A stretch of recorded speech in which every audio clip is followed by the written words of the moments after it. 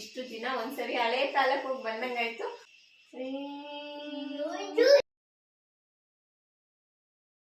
ಎಲ್ಲರಿಗೂ ಇವತ್ತು ಅನುಜ್ ಅವ್ರಿಗೆ ರಜಾ.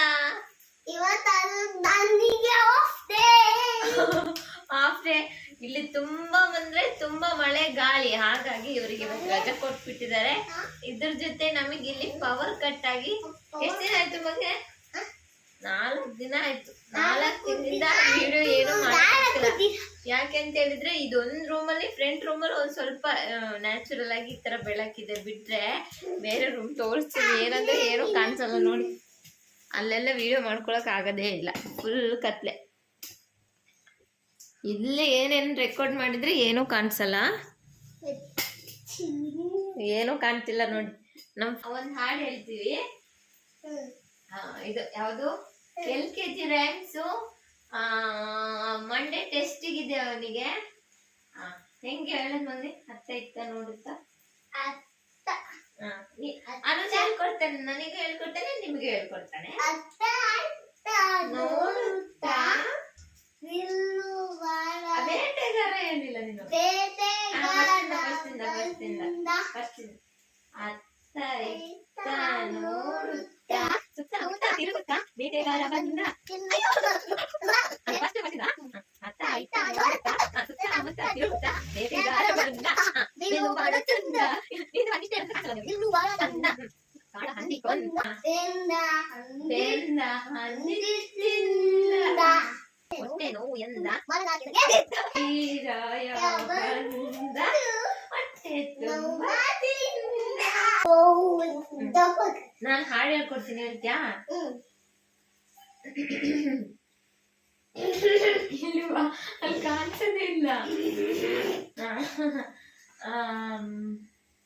ಅಯ್ಯೋ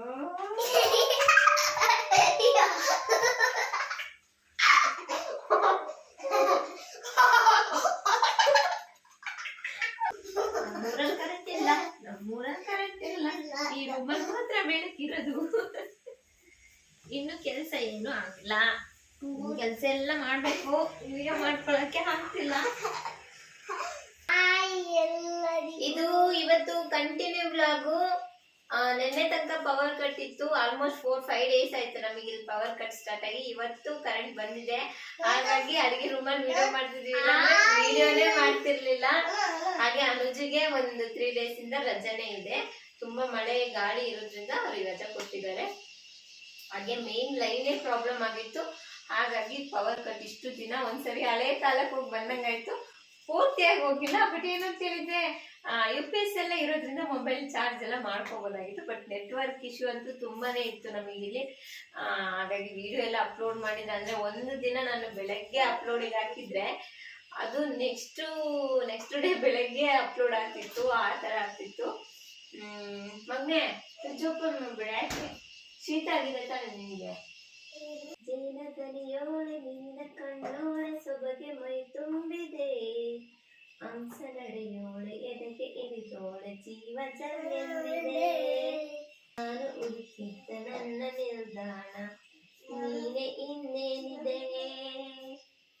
ಚೆನ್ನಾಗಿದೆ ಮಗನ ಸಾಂಗು, ಚೆನ್ನಾಗಿದೆಯಲ್ಲ ಹಾಡು? ಸೂಪರಾ? ಸೂಪರ್. ನೀನ್ ಹೇಳು ನೋಡೋಣ. ಜೇನು ಜೇನು ಸಿಕ್ಕಿದೆ, ಫುಲ್ಲು ಶೀತ, ಮನೆಯಲ್ಲಿ ಬಿಸಿ ಇದ್ದಂಗಿದೆ. ಸ್ವಲ್ಪ ಇಂಜೆಕ್ಷನ್ ತೆಗೆದು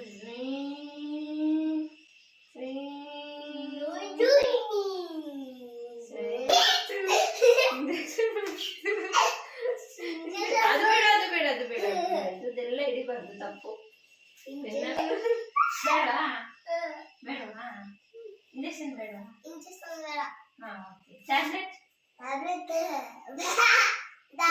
ಸಿರಪ್ಪು ಯಾವ್ದು ಬೇಡ? ಮತ್ತೆ ಯಾಕೆ ಶೀತ ಮಾಡ್ಕೊಂಡಿದ್ದೀನ? ಬೇಡ ಬೇಡ ಬೇಡ ಬೇಡ, ಅದು ಮುರಿದೋಗುತ್ತೆ ಬಿಡು. ಇದು ಮುರಿದೋಗುತ್ತೆ, ಅದು ಸ್ಟಿಕ್ಕರ್. ಮಳೆಗಾಲಕ್ಕೆ ನಮ್ಮ ಕಡೆ ಆಲ್ಮೋಸ್ಟ್ ಮಾಡೋಂಥದ್ದು ಪತ್ರೊಡೆ. ಎಷ್ಟು ಚೆನ್ನಾಗಿ ಗೊತ್ತು, ಎಷ್ಟು ಚೆನ್ನಾಗಿ ಗೊತ್ತಿಲ್ಲ. ಪತ್ರೊಡೆ ರೆಸಿಪಿನ ತೋರಿಸ್ತಿದ್ದೀನಿ. ಆಕ್ಚುಲಿ ಈ ರೆಸಿಪಿ ಮಾಡಿ ತುಂಬಾ ದಿನ ಆಯ್ತು, ಬಟ್ ರೆಕಾರ್ಡ್ ಮಾಡಿ ಇಟ್ಟಿದ್ದೆ. ಇದ್ರ ಜೊತೆನೆ ಅದನ್ನು ಎಡಿಟ್ ಮಾಡಿ ಹಾಕ್ತಿದ್ದೀನಿ. ಎಷ್ಟೋ ಜನಕ್ಕೆ ಈ ರೆಸಿಪಿ ಗೊತ್ತು. ಮಳೆಗಾಲದಲ್ಲಿ ತಿಂದರೆ ತುಂಬ ಒಳ್ಳೆಯದು, ಹೆಲ್ತಿ ಒಳ್ಳೆಯದು.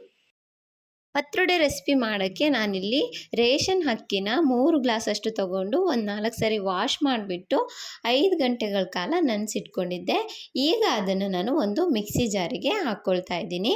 ಹಾಗೆ ಇದ್ರ ಜೊತೆ ಒಂದು ನೆಲ್ಲಿಕಾಯಿ ಗಾತ್ರದಷ್ಟು ಹುಣಸೆ ಹಣ್ಣನ್ನು ಸೇರಿಸ್ಕೊಂಡಿದ್ದೀನಿ. ಜೊತೆಗೆ ಇದ್ರ ಜೊತೆ ಸ್ವಲ್ಪ ಉಪ್ಪು, 2 ಟೀ ಸ್ಪೂನಷ್ಟು ಖಾರದ ಪುಡಿ, ಹಾಗೆ ಒಂದು ಅರ್ಧ ಟೀ ಸ್ಪೂನಷ್ಟು ಅರಿಶಿಣದ ಪುಡಿನ ಆ್ಯಡ್ ಮಾಡ್ಕೊಬೇಕು ಇದ್ರ ಜೊತೆನೆ. ಹಾಗೆ ಸ್ವಲ್ಪ ಜೀರಿಗೆ, 1 ಟೀ ಸ್ಪೂನಷ್ಟು ಜೀರಿಗೆ. ನೆಕ್ಸ್ಟು ಅದೇ ಥರ 1 ಟೀ ಸ್ಪೂನಷ್ಟು ಧನಿಯಾ. ಇದಿಷ್ಟನ್ನು ಈಗ ಹಾಕ್ಕೊಂಡು ನಾವು ಸ್ಮೂತಾಗಿ ಗ್ರೈಂಡ್ ಮಾಡ್ಕೊಂಬರಬೇಕು. ಈಗ ನೀಟಾಗಿ ಗ್ರೈಂಡ್ ಮಾಡ್ಕೊಂಡು ತಂದಿದ್ದೀನಿ. ಹಾಗೆ ಪತ್ರೊಡೆ ಮಾಡೋಕ್ಕೆ ಇಲ್ಲಿ ಈ ಥರ ಕೆಸುವಿನ ಸೊಪ್ಪು, ಇದು ಮರ ಕೆಸ, ಇದನ್ನು ತಗೊಂಡಿದ್ದೀನಿ. ಕೆಸುವಿನ ಸೊಪ್ಪನ್ನ ಇದನ್ನು ನೀಟಾಗಿ ಈಗ ವಾಶ್ ಮಾಡಿ ಒರೆಸ್ಕೊಂಡು ನಂತರ ಈ ಥರ ಕಟ್ ಮಾಡ್ಕೊಳ್ತಿದ್ದೀನಿ. ಇದು ಕೆಸುವಿನ ಸೊಪ್ಪು ಇದೆಯಲ್ಲ, ಇದು ತುಂಬ ಎಳೆ ಸೊಪ್ಪನ್ನ ತಂದಿದ್ದಾರೆ ನನ್ನ ಹಸ್ಬೆಂಡು. ಹಾಗಾಗಿ ಇದರದ್ದು ಬೇರೆ ದಪ್ಪ ದಂಟು ಏನಾದ್ರು ಇದ್ದರೆ ಅದನ್ನು ನಿಧಾನಕ್ಕೆ ಕಟ್ ಮಾಡ್ಕೋಬೇಕಾಗುತ್ತೆ. ಇದರಲ್ಲಿ ಕಟ್ ಮಾಡೋ ಅವಶ್ಯಕತೆ ಇಲ್ಲ, ತುಂಬ ಎಳೆ ಸೊಪ್ಪುಗಳು. ಹಾಗಾಗಿ ಅದನ್ನು ಹಾಗೆ ನೀಟಾಗಿ ಕಟ್ ಮಾಡ್ಕೊಳ್ತಿದ್ದೀನಿ. ಈ ಥರ ಸಣ್ಣ ಕಟ್ ಮಾಡ್ಕೊಬೇಕು. ಹೀಗೆ ಎಲೆಗಳನ್ನ ಫೋಲ್ಡ್ ಮಾಡಿ ಈ ಥರ ಕಟ್ ಮಾಡುವಾಗ ಬೇಗನೆ ಆಗಿಬಿಡುತ್ತೆ. ಹಾಗಾಗಿ ನಾನು ಯಾವಾಗಲೂ ಈ ಥರನೇ ಮಾಡ್ಕೊಳ್ತೀನಿ. ಈಗ ಈ ಥರ ಸಣ್ಣದಾಗಿ ಪೂರ್ತಿ ಕಟ್ ಮಾಡಿ ಆದ ನಂತರ ಅದಕ್ಕೆ ರುಬ್ಬಿಟ್ಟಿರುವಂಥ ಅಕ್ಕಿ ಮಿಶ್ರಣನ ಇದ್ರ ಜೊತೆ ಹಾಕ್ಕೊಂಬಿಟ್ಟು ನೀಟಾಗಿ ಈಗ 2 ಎಲೆ ಮತ್ತು ಈ 2 ಮಿಶ್ರಣವನ್ನು ನೀಟಾಗಿ ಮಿಕ್ಸ್ ಮಾಡ್ಕೊಂಬಿಡಬೇಕು ಫಸ್ಟು. ಈ ಮಳೆಗಾಲದಲ್ಲಿ ಈ ಕಳಿಲೆ ಮತ್ತು ಈ ಮರಗೆಸುವಿನ ಈ ಪತ್ರೊಡೆ ರೆಸಿಪಿ ಇದೆಲ್ಲ ನಂಗೆ ತುಂಬ ಇಷ್ಟ. ಅದರಲ್ಲೂ ಪತ್ರೊಡೆ ರೆಸಿಪಿ ತುಂಬ ಥರ ಮಾಡ್ತಾರೆ, ಇನ್ನೂ 2-3 ಥರದಲ್ಲಿ ಮಾಡ್ತಾರೆ. ಬಟ್ ನನಗೆ ಈ ಥರ ಮಾಡ್ಕೊಂಡು ತಿನ್ನೋದೇ ತುಂಬ ಇಷ್ಟ. ಹಾಗೆ ಎರಡನ್ನೂ ನೀಟಾಗಿ ಮಿಕ್ಸ್ ಮಾಡಿ ಆದ ನಂತರ ಇದನ್ನು ಈಗ ಕಡುಬು ಮಾಡ್ತೀವಲ್ಲ ಆ ಥರನೇ ಬೇಯಿಸ್ಕೊಬೇಕು. ಇದನ್ನು ಈ ಥರ ನಿಧಾನಕ್ಕೆ ಸ್ವಲ್ಪ ಫ್ಲೇಮ್ನ ಮೀಡಿಯಮ್ಗಿಂತ ಸ್ವಲ್ಪ ಕಡಿಮೆ ಇಟ್ಟು ನೀಟಾಗಿ ಬೇಯಿಸ್ಕೊಂಡ್ರೆ ಆಯಿತು. ಇದು ಕಡುಬು ಕಟ್ಟೋಕ್ಕೆ ಎಷ್ಟು ಹದ ಬೇಕು ಆ ಹದದಲ್ಲಿ ನಾವು ಬರೋ ತನಕ ಈ ಥರ ಕಲಿಸ್ಕೊಬೇಕು. ಆದಷ್ಟು ಸ್ವಲ್ಪ ಕೈ ಬಿಡ್ದಲ್ಲೇ ನೀಟಾಗಿ ಕಲಿಸ್ಕೊಂಡೆ ಈ ಥರ ರೆಡಿ ಆಗುತ್ತೆ ನೋಡಿ. ಈಗ ಕೈಗೆ ಈ ಥರ ಅಂಟ್ತಿಲ್ಲ. ಈ ಥರ ಆದ ನಂತರ ಇದನ್ನು ದೊಡ್ಡ ಉಂಡೆಗಳನ್ನ ಮಾಡಿಬಿಟ್ಟು ಬೇಯಿಸ್ಕೋಬೇಕು. ಇದನ್ನು ಒಂದು 10 ನಿಮಿಷ ಬೇಯಿಸಿದರೆ ಸಾಕು. ಆಲ್ರೆಡಿ ನಾವು ಬೇಯಿಸ್ಕೊಂಡಿರ್ತೀವಲ್ಲ ಸ್ವಲ್ಪ ಮಟ್ಟಿಗೆ. ಹಾಗಾಗಿ ಈ ಥರ ಇಡ್ಲಿ ಪಾತ್ರೆಯಲ್ಲಿಟ್ಟು ಒಂದು 10 ನಿಮಿಷ ಬೇಯಿಸ್ಕೊಂಡ್ರೆ ರೆಡಿ ಆಗುತ್ತೆ. ಈಗ ನೋಡಿ ಇದು ಬೆಂದಾಗಿದೆ. ನೆಕ್ಸ್ಟ್ ಈಗ ಮಸಾಲೆನ ನಾವು ಇದಕ್ಕೆ ರೆಡಿ ಮಾಡ್ಕೊಬೇಕು. ಮಸಾಲೆ ರೆಡಿ ಮಾಡ್ಕೊಳ್ಳೋಕ್ಕೆ ಒಂದು ಜಾರಿಗೆ ನಾನಿಲ್ಲಿ ಟೀ ಸ್ಪೂನನ್ನೇ ಯೂಸ್ ಮಾಡ್ಕೊತಿದ್ದೀನಿ. ಈಗ ಮತ್ತೆ 2 ಟೀ ಸ್ಪೂನಷ್ಟು ಖಾರದ ಪೌಡ್ರ್ ತೊಗೊಂಡಿದ್ದೀನಿ. ನೀವು ಇಲ್ಲಿ ಒಣ ಮೆಣಸಿನ್ಕಾಯಿನೂ ಯೂಸ್ ಮಾಡ್ಕೊಬೋದು. ನಾನಿಲ್ಲಿ ಖಾರ ಪುಡಿನೇ ತೊಗೊಂಡಿರೋದು. ನೆಕ್ಸ್ಟು ಅರ್ಧ ಟೀ ಸ್ಪೂನಷ್ಟು ಅರಿಶಿಣದ ಪುಡಿ. ಆಲ್ರೆಡಿ ನಾವು ರುಬ್ಬೋಕ್ಕೂ ಹಾಕಿದ್ದೀವಲ್ಲ, ಹಾಗಾಗಿ ಇಲ್ಲಿ ಸ್ವಲ್ಪ ಅದೇ ಅಳತೆಯಲ್ಲಿ ಸೇಮ್ ಹಾಕ್ಕೊಳ್ತಿರೋದು.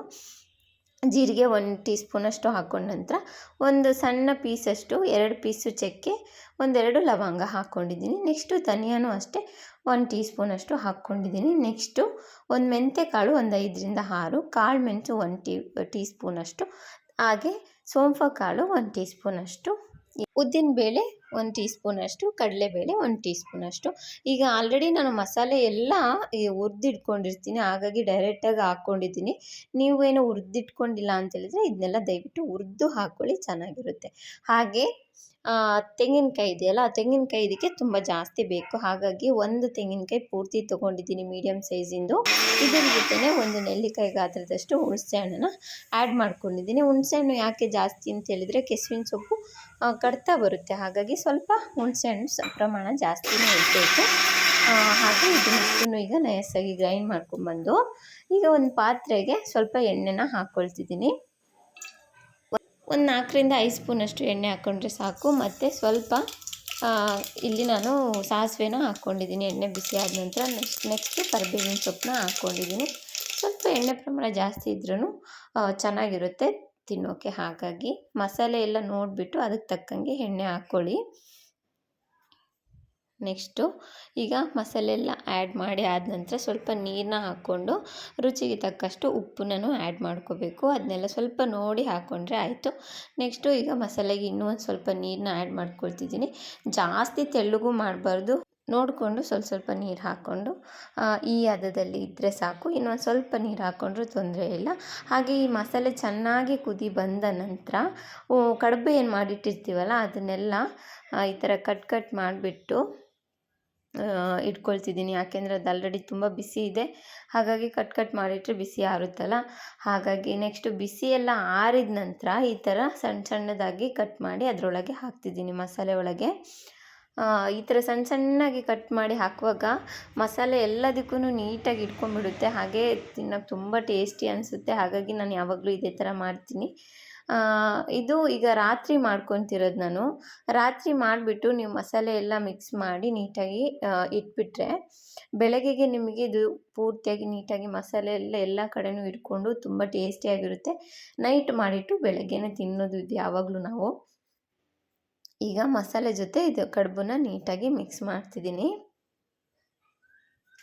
ಹಾಗೆ ಲೋ ಫ್ಲೇಮಲ್ಲಿಟ್ಟು 1-2 ನಿಮಿಷ ಬೇಯಿಸ್ಕೊಂಬಿಟ್ಟು ಇದನ್ನು ಮುಚ್ಚಿಟ್ರೆ ಆಯಿತು, ಇದು ರೆಡಿಯಾಗಿರುತ್ತೆ.